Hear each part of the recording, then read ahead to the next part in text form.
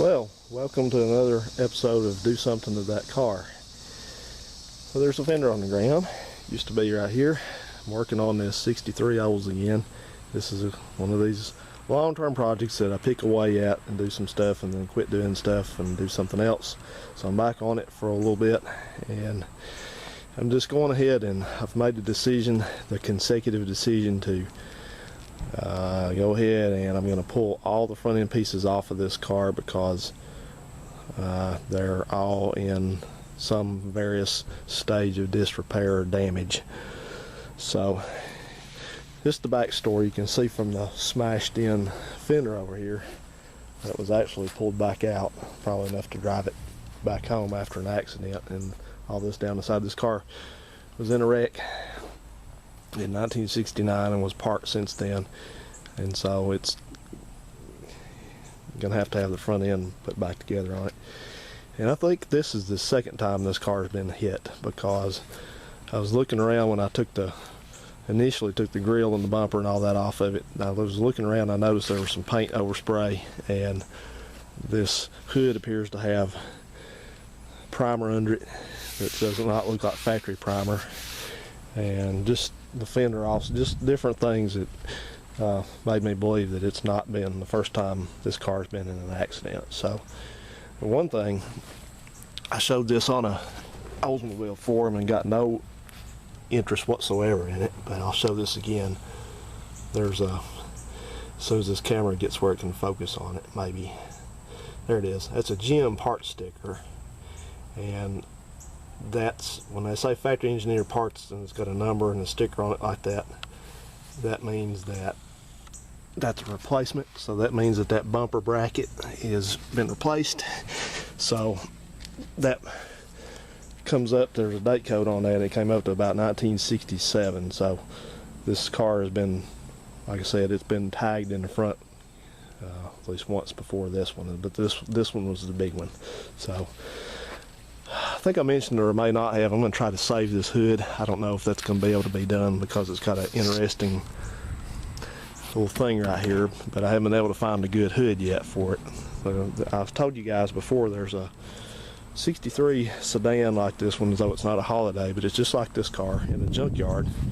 It's in that, what I call the Mad Max junkyard, the one so grown up. And I don't dare go in those weeds during the summer, so it's cooling off now. So I think about November or so, I'm gonna gear up to make a trip over there and take that thing apart, because it's been sitting there and nobody else has around here evidently has a 63 Olds. So it's got, I was looking at it and I don't think I can use the door off of it, but I think the fender's usable and the grill's usable. The hood had rust in it, so this hood is got some rust, but it's not rusted. It's solid. It's just got surface rust on it. So it's interesting how it's got these two latches on it like that. I never noticed that, or just, I don't know what you call it. I guess so. Yeah, latches. This car's built like a tank. But something interesting I was going to show you in this video also. You see this big tank over here? Speaking of tanks, this big tank. This is what they used to have on cars before. This is a vacuum reservoir. It's got a vacuum on it. This is what they used to use on cars before they went to plastic crap. So if you ever see these plastic vacuum tanks on cars, they weren't always like that. That's metal. So this inner fender is all wrinkled up. This one's wrinkled up and that one's rusted out over there. So I'm going to end up going to have to take the whole thing apart. So whole damn thing, I don't know what I can use off this thing, because it's in pretty rough shape, because this has bent this in right here. It's caved that in, so I don't even think that any of the, well, part of it, I may can salvage that. I'll try. Yeah, we'll try. We'll do our best. And this isn't going to be any kind of a restoration project. I'm just going to put, fix it up and get it going again. And no, I have not decided what I'm going to do about an engine yet, because this thing has got, For those of you not familiar with Olds engines, these older engines, the early version does not mount like a newer one. It's got one mount in the front, and it's got two mounts at the sides, but they're way back there, like back where the bell housing is. So suffice to say, this whole thing, it doesn't mount like a newer engine does. So you can't just go put another newer Olds engine in, or a Chevy 350 or something like that in it. So I've been debating in the back of my mind what I want to do about that. I think really what's going to eventually happen is I'd like to keep this engine, but I think this engine's junk. Just from the way it looks inside of it, inside the cylinders, I think it's cracked and junked, but we'll find out when we pull it and probably take it apart. But these are just an expensive engine to deal with, and so I think in the interim, in the interest of having a car that actually runs under its own power, I think I'm going to probably have to build some adapters to put a different kind of engine in it and transmission. I hate that, but you know, plans could change. But for right now, you know, the main thing is get this thing running somehow. So it's not doing anybody any good just sitting here, and I hate to see it sitting here. So, you know, you get after people about having cars in their yards that don't run, you know, when they could be running, and that's me. So, all right, well, let's continue. I'll show you the potential pile of scrap metal when me and this butterfly there get it taken off. See ya. So, do you know why this car rusted out more on the passenger side than it did on the driver's side over there? You guys from up north, you already know this, but otherwise you may not know it. It's because you run over more puddles and things that got salt water in them near the curb. So when you're driving along in the right lane, this side of the car is constantly running through more puddles, so it splashes all that up on the fenders and the inner fenders and rusts them out. So I got a little bit of an issue right here. I'm gonna have to go ahead and take this fender off, and as it's got its own issues. It's a little bend in it there, and it's got something, look like somehow it got ripped over there. I don't know how that would happen. So this one may be junk also, but we'll cross that bridge when we get to it. For right now, I'm just taking off all these series of bolts that hold this thing all together, and the fender is not too bad on its own. I'm gonna have a problem here. This bolt does not want to come out. It's rusted in, and then gonna have a bolt here. You got why is that different? That's not what I took out over there. I was looking at this. Something's I'm telling you, this car's been apart already. This is what I took out on the left side over here, out of that apron right there, that lip of the fender. All right, well, this is what's in this side over here.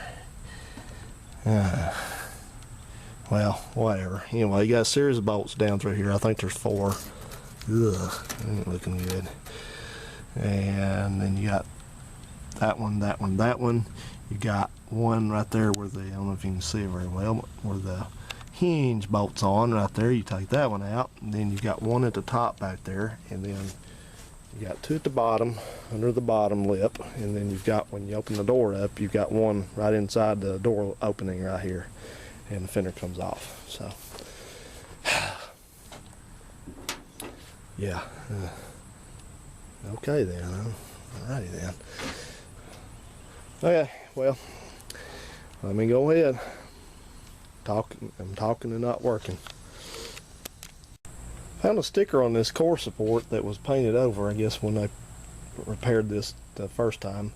I kind of had an idea what it was, and I took some paint remover, and it's kind of broken up, but it says warning, positive to positive, negative to negative, I guess is what it says, and then it says something down below it. I'm sure I can buy another replacement for that, because the battery sits out here on these, right in a nice unprotected location, so when you get in a fender bender like this, it'll smash the battery. Okay, I'm wrapping it up for today. I've got this Olds stripped down as far as I wanted to, and I broke a few bolts, but nothing major. And give you the good news, bad news. The good news is this car has got surface rust on it, but it's not rotten. back here behind the wheels like the Valiant was. Just got a few little places that are going to need a little bit of going over, and then I'll seal that and put heavy oil in it to keep it from rusting further. But it really doesn't look that bad. It's leaked a fair amount of oil out all over everything, so that's not bad. Front end looks good on it. I don't see where the frame is bent, but I'll look closer at that. I hope it's not. When I move that tank right there, it's got something in it, so I don't know what's in there. That's a vacuum tank. It's not supposed to have any liquid in it, so I'll have to take the line off that and drain the mystery liquid out of it.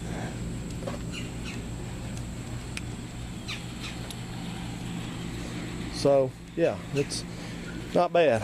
Like I said, it's just got a few places that need to be dealt with. It's got a little place right there. It's rusted, surface rusted pretty good, but otherwise it's just not bad for a northern car. It's this old especially. Body mounts look good. I'm sure I'll find things as I go along, but just take it as it comes, I guess. So over here, the sheet metal that I pulled, our death toll is 2 fenders. That cross member can be saved, core support. That fender over there is crushed. This one over here is rusty on the inside and it's got a big gash in it right there. So I don't think there's any fixing that. And then the inner fenders, the right one, that's the right one, they're upside down, but the right one's rusted out right there. So it's a goner.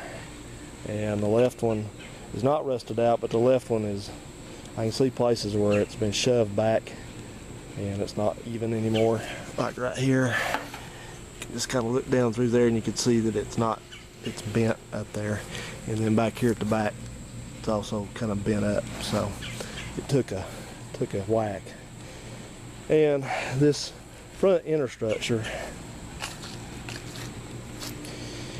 I think I can save it. It all looks okay except that this end right here is all bent up. But these come apart. They just, all this bolts together. You got 100 zillion bolts that bolt this together. So I think I can save it. I'll just get another one. Or, I don't know, I may just end up buying, if that car over there in the junkyard, if it's number one, if it's still there, I hope it is. But if it's got a good core assembly on it like that, I might just go ahead and pull all of it and just bring it on home, and that way I've got an extra to use from if I need to. And really, I took this thing apart the hard way because these things, they're just like a Chevy truck and a lot of other GM vehicles. They're designed the same way. You've got the only places that it actually connects to the frame of the car are not many. There's 2 bolts back here at the back. At the bottom back there, go into the frame, and then you got one big one up here on each end of the frame, right there and right there, and then you got whichever connects to the bottom of the car down here and then up here, and that's about it. And the whole thing after that should just come right off. You know, you get your bumper out of the way. So that's probably what I do to conserve time over at the junkyard. Maybe what I do there, just try to slide the whole thing off, just dump it off.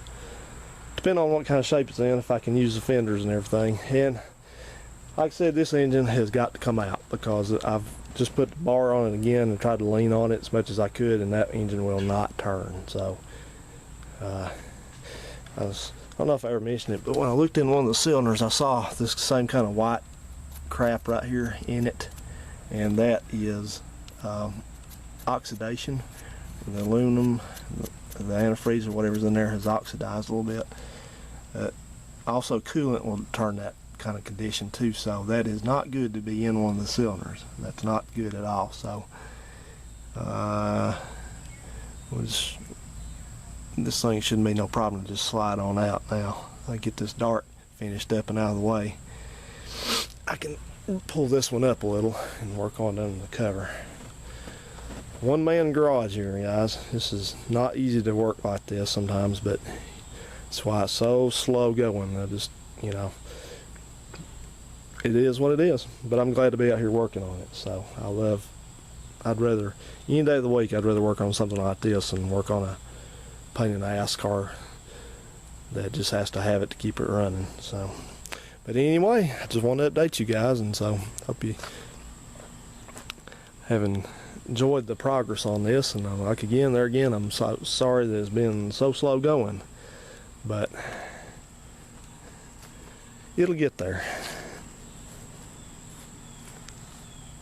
Lyle. Yeah, I don't know what's up with Lyle, man. I hope they're okay. It's not looking good. Hope I didn't do something wrong. Alright guys, thanks for watching. See you down the road on another video. Have a good one. Later. Okay, well, it's the next day. I'm just doing a little bit more work on these fenders. And it's not a whole lot to discuss today about this. I'm just taking the trim off the fenders, and I'm going to put them back over in my storage spot over there for now. But I was right about my hunch that this car had been piled up, well, at least once already. And this is the right hand, this is the passenger fender, and it's been replaced. You can tell because, for one thing, it's black on the inside and it's black under here, so that was like the primer coat that they put on them. And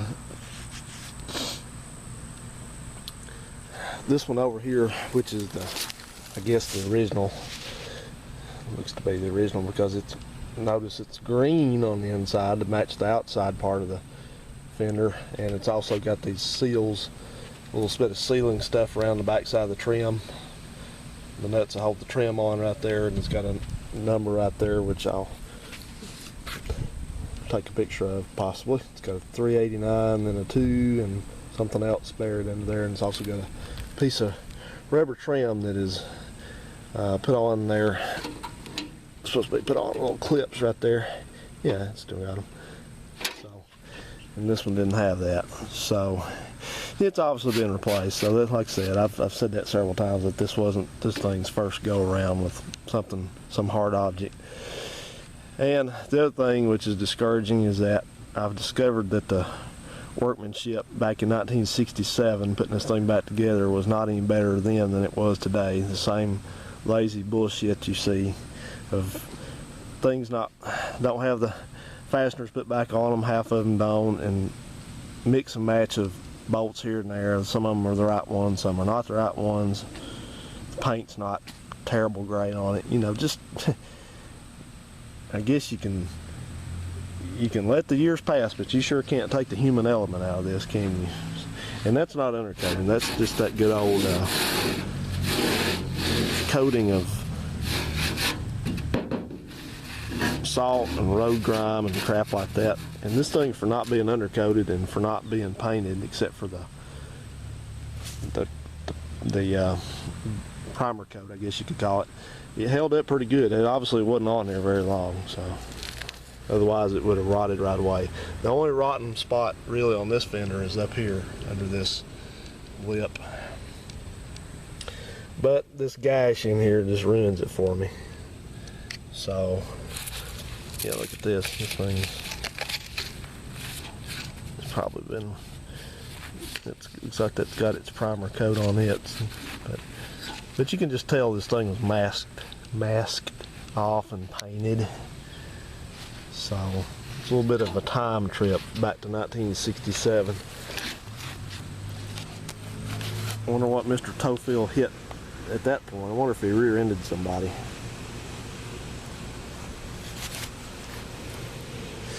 The princess is back home, looks like. At least her car's over there, but she has not came out and has not picked the limb up, of course.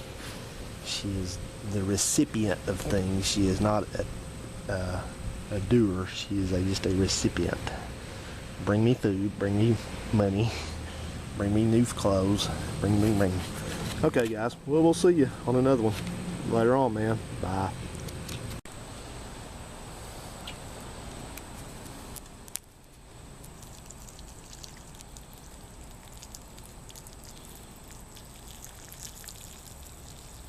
Anybody want to take a guess what that is?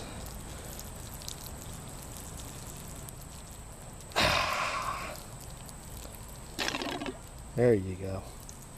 Ooh.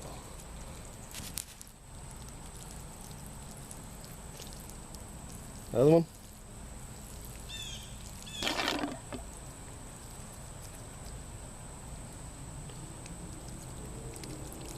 This is like rusty water. What's it doing in the vacuum tank?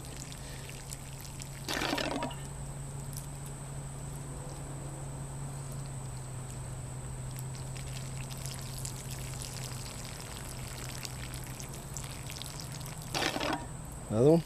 There you go.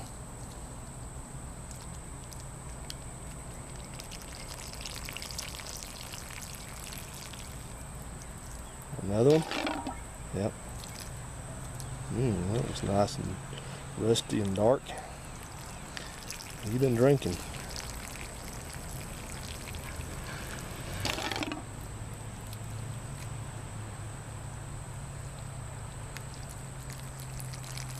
Looks like weak coffee or strong tea. Oh, there's some more. Oh.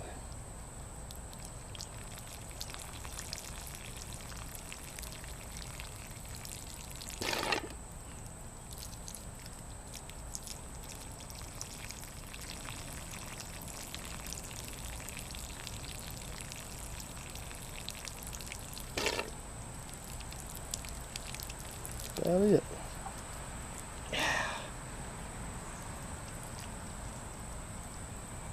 Shake the dew off of it. Put that over there. I'll let this thing dry.